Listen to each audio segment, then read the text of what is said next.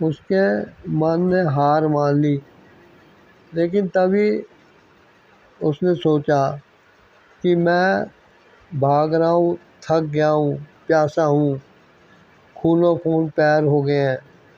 हो सकता है मुझे सूरज ना दिखाई दे रहा हो, अंधेरा दिख रहा हो, लेकिन वो लोग जो हाथ हिला रहे हैं और टेकरी पे खड़े हैं, उनको तो सूरज दिख रहा होगा, तभी वो मेरे को अभी भी आवाज़ें दे दे के बुला रहे हैं।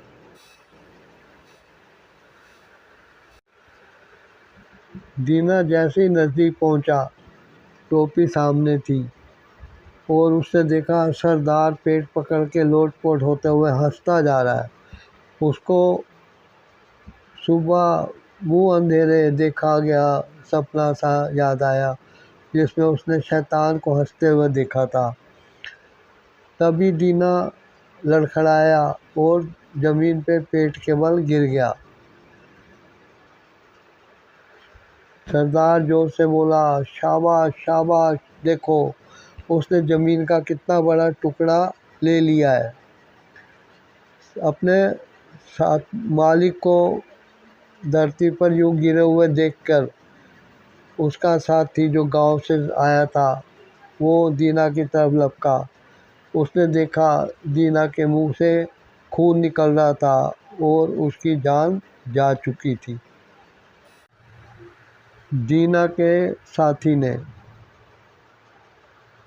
फावड़ा उठाया और दीना के लिए एक कब्र खोदी, जिसमें उसको दफन किया गया। दीना अब ज़मीन के नीचे कब्र में लेटा था। वो ज़मीन जो कि उसके भाग्य में थी, उसको मिल गई थी और शैतान खूब हंस रहा था।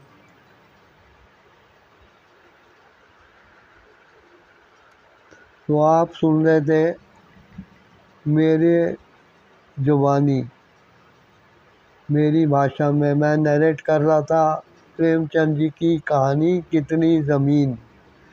आशा करता हूँ इस ज़मीन वाली कहानी का मोरल आपको समझ आया होगा कि इंसान कितने भी हाथ पैर मारे, उसे इस संसार में सब कुछ छोड़कर सिकंदर की तरह खाली हाथ वापस अपने ईश्वर के पास लौटना पड़ता है। धन्यवाद।